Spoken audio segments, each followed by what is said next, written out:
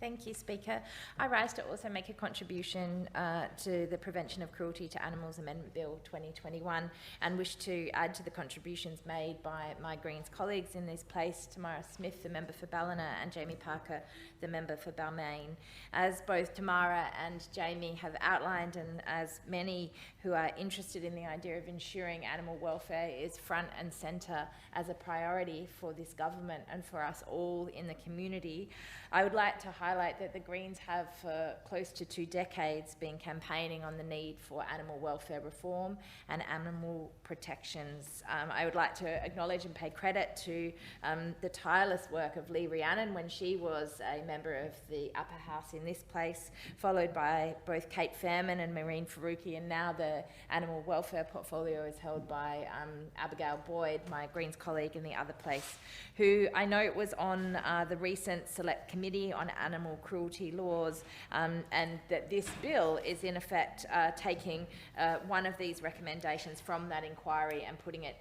into practice. It is worth noting, and I'll go through in a bit more detail, it's worth noting for those that aren't across the information, that inquiry, that committee inquiry had 14 recommendations. Here we're enacting one of those. I appreciate it's been a stressful and intense time, but if we are hearing members on the other side of this chamber, and it is lovely to hear them talk about their rescue animals and to hear them talk about their furry friends that are part of their family, I would hope that they are genuine in the idea of moving towards the protection of animal cruelties and will be enacting very quickly and putting pressure on the Minister, who I note is in this place, to actually enact the other 13 of the 14 recommendations that were recommended by that Select Committee on Animal Cruelty Laws. As we have heard, this piece of legislation before us today increases the maximum penalties for cruelty to animals from corporations from 250 penalty units to 2,000 penalty units, for individuals from 50 penalty units or imprisonment for 6 months or both to 400 penalty units and imprisonment for 1 year or both, increases maximum penalties for aggravated cruelty, and increases maximum penalties for the failure to provide the animal with food, drink or shelter.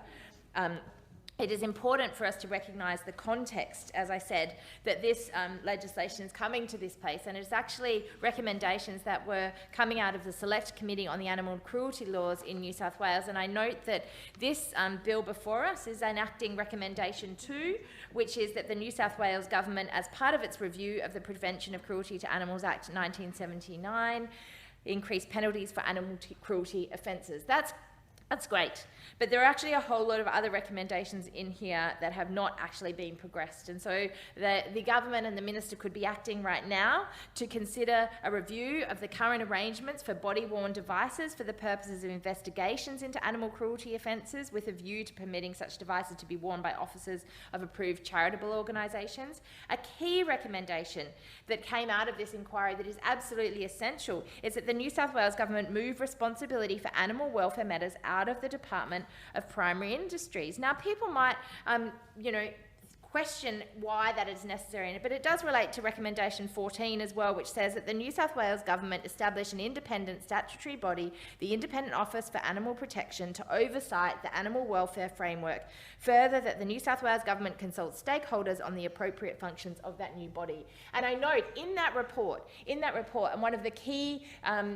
focuses of Abigail Boyd, my Greens colleague in the other place, when they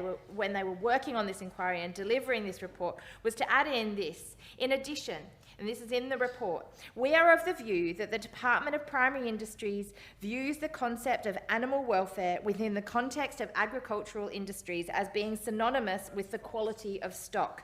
The community, however, is increasingly views animals as sentient beings regardless of their use to humans. Given primary industry's role in supporting agricultural industries, the committee is concerned that the department risks maintaining a narrow view and an outdated view of animal welfare, which is out of step with community. Now, it is clear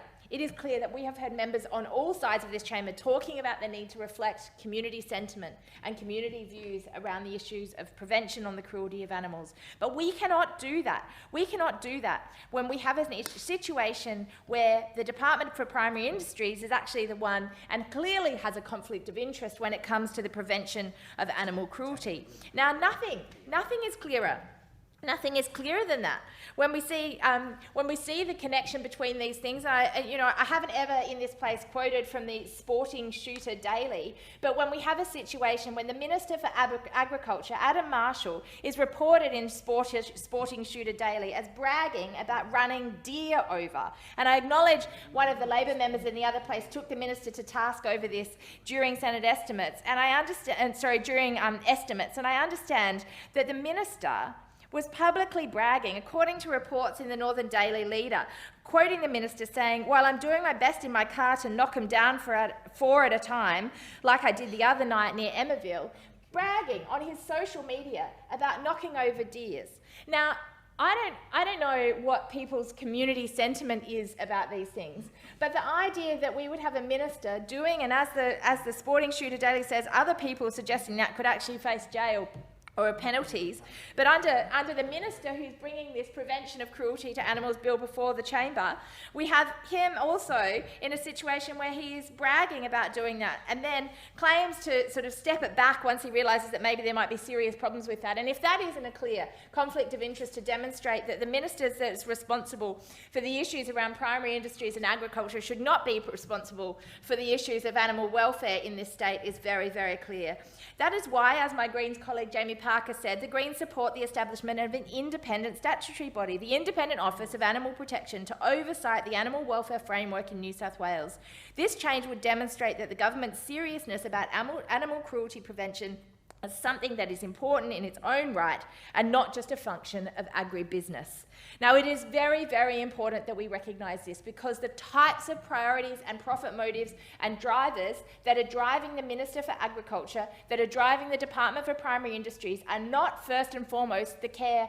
of animal welfare. And while I note that the Minister has brought this piece of legislation, which, as we note, is dealing with the issue of prevention of animal cruelty to animals, it is only one action. It is only one action of the 14 recommendations that are required here. The other ones include that the New South Wales Government, as part of the review, consider statutory time limits for the prosecution of animal cruelty related to crimes. Another, that the New South Wales Government amend the prevention of cruelty to animals to require the approved charitable organisations table their annual reports and comply with requests under the GIPA.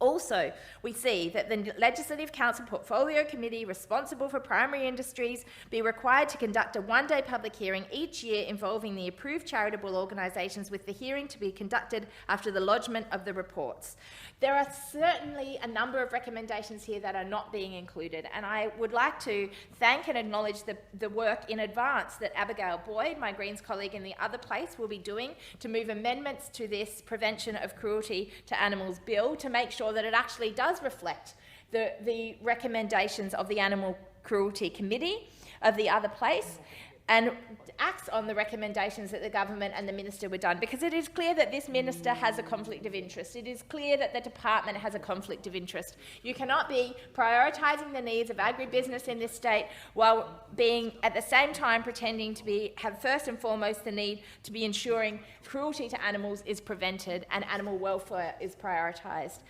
I have been overwhelmed and inspired by the amount of people that live locally in the electorate of Newtown that care about issues of animal welfare, that have been in touch with our office about issues of ensuring, whether it be allowing pets in rental accommodation, whether it be reforms to our domestic violence laws to recognise the indication that violence towards animals can have on the risks of DV, or whether it be on the issues of sharks and shark netting, or whether it be on the appalling behaviour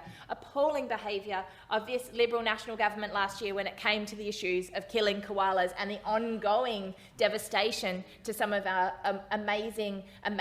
animals that are native to this country. I would ask that all members in this place consider whether we are doing enough when it comes to animal welfare issues, when it comes to animal cruelty issues, and recognise that first and foremost the best way that we can do that is make sure that the minister who is going to be bragging about knocking over deers on the road is not the one responsible for bringing prevention of animal cruelty legislation to this parliament.